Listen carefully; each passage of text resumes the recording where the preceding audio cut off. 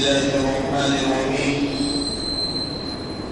وبه نستعين والصلاة والسلام على سيد الأنبياء والمرسلين وعلى آله وصحبه أجمعين ومن تبعهم بإحسان إلى يوم الدين.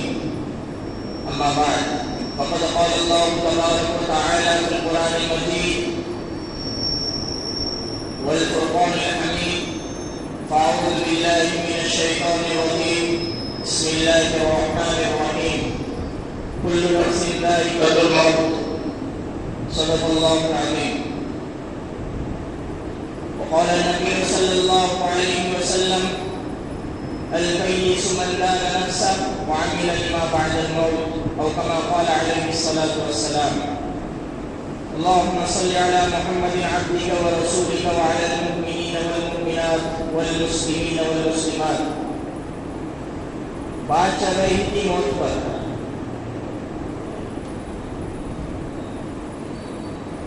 نبی کریم صلی اللہ علیہ وسلم نے ایک دفعہ ملک الموت سے فرمایا کہ ملک الموت تو اپنے آنے سے پہلے کوئی پیغام بھیج دیا کرتا.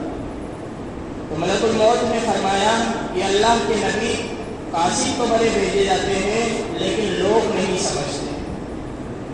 تو اللہ کے نبی نے پوچھا وہ کیا چیز ہے؟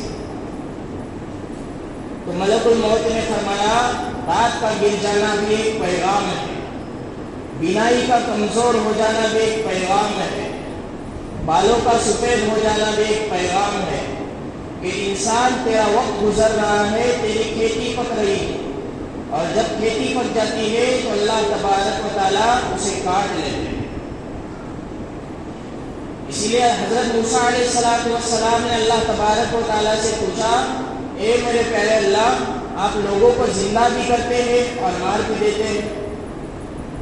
تو اللہ تبارک و تعالیٰ نے حضرت موسیٰ علیہ السلام کو فرمایا: اے موسیٰ، زمین میں کھیتی کرو. حضرت موسیٰ علیہ السلام نے اللہ کے حکم کی تعمیل کی اور زمین میں گندم کی کھیتی کی. کچھ عرصے بعد وہ کھیتی پک کر تیار ہو گئی. تو حضرت موسیٰ علیہ السلام نے سوچا کہ اب فصل پک کر تیار ہو چکی ہے، اسے کاٹ لینا چاہیے. تو حضرت موسیٰ علیہ السلام نے اس فصل کو کاٹ دیا، دانے اور بھوسے کو الگ الگ کر دیا. تو اللہ تبارک و تعالیٰ نے حضرت موسیٰ علیہ السلام سے پوچھا: اے موسیٰ، گندم کی فصل کیوں کاٹی اور دانے اور بھوسے کو کیوں الگ الگ کر دیے؟ حضرت موسیٰ علیہ السلام نے فرمایا: اے میرے اللہ، فصل پک چکی تھی اس لیے کاٹ دیا. تو اللہ تبارک و تعالیٰ نے فرمایا: میں بھی تو یہی کرتا ہوں، جب لوگوں کی زندگی کی فصل پک کر تیار ہو جاتی ہے تو اسے کاٹ دیتا ہوں، اور دانے کے معنی لوگوں کو جنت میں داخل کرتا ہوں اور بھوسے کے معنی لوگوں کو جہنم میں داخل کرتا ہوں. آج ہم اس دنیا پر نظر ڈالیں، دنیا کی ہر چیز عارضی ہے، یہاں کی خوشی بھی، یہاں کا غم بھی، ہر چیز عارضی ہے.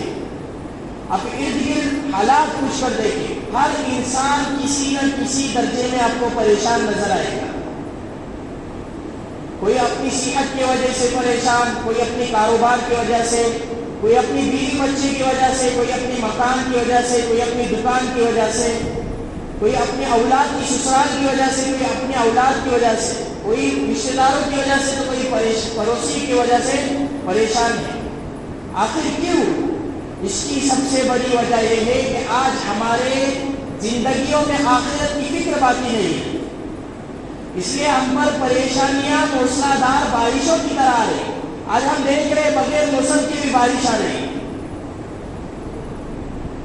اس لیے آج ہم کہہ بھی دیتے ہیں کہ بہت زیادہ پریشانیاں تھی اس لیے مجھ سے کام نہیں ہو گیا، لیکن آج ہم اپنی زندگیوں سے آخرت کی پریشانیوں کو بھول گئے. جب ہماری ظاہر کی آنکھیں بند ہو جائیں گی اور ہمارے آنکھوں سے پردہ کھل جائے گا، اس وقت احساس ہوگا کہ ہم کس طرح زندگی گزار رہے ہیں. یاد رکھیے، موت کے وقت شیطان مردہ ماں باپ یا دوست کی شکل میں آتا ہے اور انسان کو بددین ہونے کی دعوت دیتا ہے. اس فتنے سے اللہ تبارک و تعالیٰ کی رحمت کے بغیر کوئی بچ نہیں سکتا. حضرت کعب بن احبار رضی اللہ عنہ فرماتے ہیں کہ جس نے موت کو پہچان لیا اس پر دنیا کی مصیبتیں اور فکریں آسان کر دی.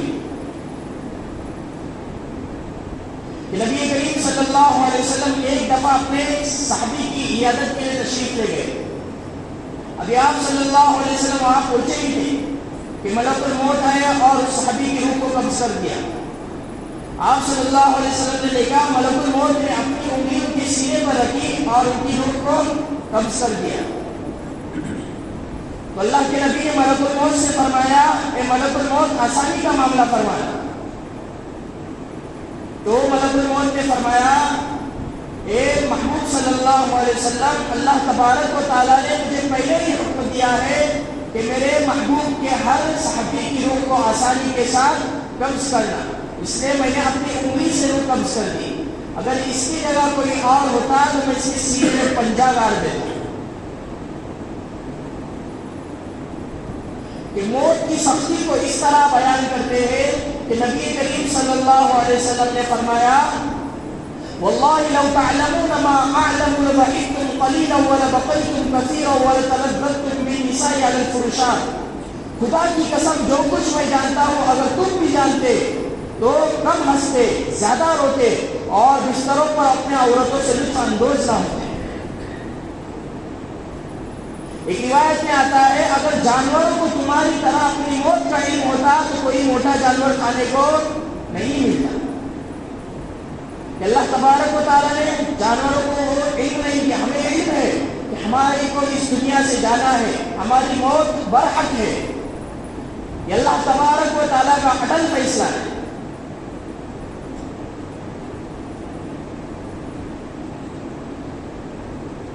کہ اگر کسی کی انگلی کٹ جائے تو کتنی تکلیف ہوتی ہے، کہ انگلی کٹنے سے کتنی تکلیف ہوتی ہے، اس لیے کہ اس انگلی سے روح نکل کر پورے جسم میں سمیٹ گئی. تو سوچئے جس وقت روح نکلتی ہے اس وقت کیا کیفیت ہوتی ہوگی. اگر کسی انسان کے جسم میں کانٹے والی کہنی داخل کر دے اور اسے ایک دم زور سے کھینچ دے تو پورے جسم میں کانٹے چبھتے ہیں. اسی طرح موت کی کیفیت کو بیان کرتے ہیں کہ اس وقت موت کا کیا عالم ہوتا ہے کہ انسان کوئی بیان نہیں کر سکتا.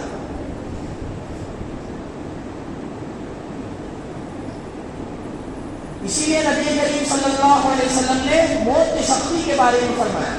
حضرت سفیان ثوری رحمہ اللہ فرماتے ہیں جب ملک الموت دل کی رگ کو چھوتے ہیں تو آدمی سب کچھ بھول جاتا ہے، یہاں تک کہ زبان بھی بند ہو جاتی ہے، دنیا کی ہر چیز بھول جاتا ہے. اس وقت اتنی شدید تکلیف ہوتی ہے. اگر اس وقت آدمی پر موت کا نشہ طاری نہ ہوتا تو سامنے بیٹھنے والے پر تلوار چلانے لگ جائے. حضرت عمرو بن عاص فرماتے ہیں کہ پتہ نہیں لوگ اپنے آخری وقت کو کیوں نہیں بیان کرتے. جب ان پر موت کی کیفیت طاری ہوئی تو ان کے بیٹے نے پوچھا کہ ابا جان آپ بھی اپنی کیفیت کو بیان کیجیے. تو فرماتے ہیں اے بیٹا ایسا لگتا ہے میرا جسم سینے آپ کی تختوں پر ہے، سوئی کے ناکے سے سانس آ رہی، سوئی کے اوپر جو کھڈا ہوتا ہے اس کے ناکے سے سانس آ رہی اور احد پار میرے سینے پر رکھ دیا گیا. یہ اتنی شدید تکلیف ہوتی ہے. ایک روایت میں آتا ہے کہ ملک الموت نمازوں کے وقت میں آدمیوں پر نظر رکھتے ہیں. جو آدمی وقت پر نماز پڑھنے کا اہتمام کرتا ہے جب ان کی وفات کا وقت قریب آتا ہے تو ملک الموت خود آ کر انہیں کلمہ طیبہ کی تلقین کرتے ہیں اور شیطان کو اس کے پاس سے ہٹا دیتے ہیں. تو اب ہم سوچیے ہم کتنی نمازوں کی پابندی کرتے ہیں. کوئی نہیں چاہتا کہ لوگ تو کلمہ طیبہ کی تلقین کرتے، کس کی موت کہاں آئے گی کسی کو کچھ پتا نہیں. تو کوئی نہیں چاہتا کہ اگر ملک الموت ہمیں کلمہ طیبہ کی تلقین کرے. کون ہے ایسا کہ جو نہیں چاہتا؟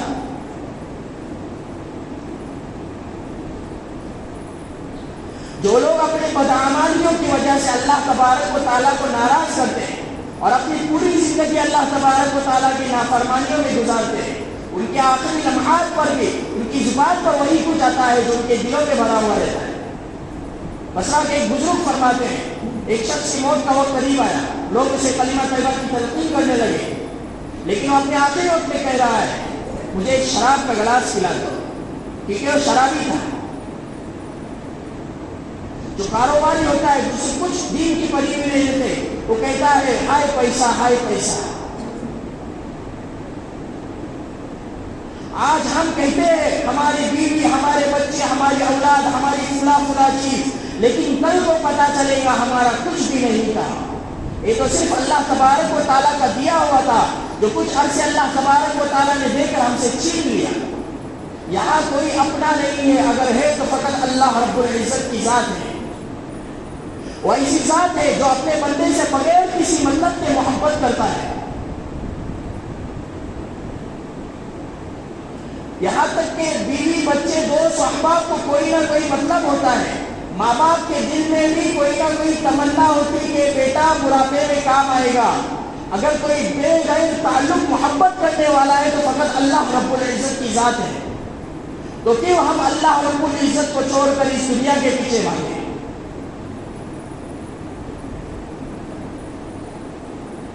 ہمیں اللہ رب العزت کو منانا چاہیے۔ اللہ رب العزت کے پاس ہمیں جانا ہے، اسی کے سامنے ہمیں حاضر ہونا ہے۔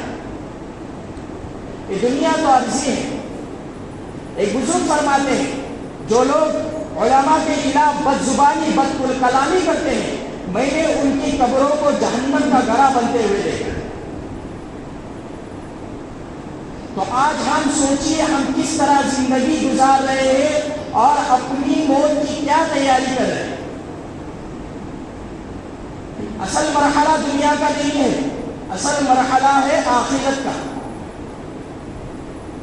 اگر آخرت سنور گئی تو سب کچھ سنور گیا، اگر آخرت نہیں سنوری تو ہم ناکام ہو گئے۔ اس لیے ہمیں آخرت کی فکر کرنی چاہیے۔ دنیا آج ہے کل نہیں۔ اللہ تبارک و تعالیٰ کے عذابات آ رہے، ہم دیکھ رہے، اپنی آنکھوں سے دیکھ رہے کہ اللہ تبارک و تعالیٰ کے عذابات آ رہے ہیں، پھر بھی ہم کچھ نہیں، بس اپنی مدہوشیوں میں زندگی گزار رہے ہیں۔ ہمیں کچھ پڑی ہوئی نہیں ہے، ہم تو دنیا سے دل لگا بیٹھے ہیں، آخرت کی کچھ فکر نہیں ہے۔ اللہ تبارک و تعالیٰ مجھے اور آپ کو آخرت کی فکر کرنے کی توفیق عطا فرمائے اور موت سے پہلے موت کی تیاری کرنے والا بنائے۔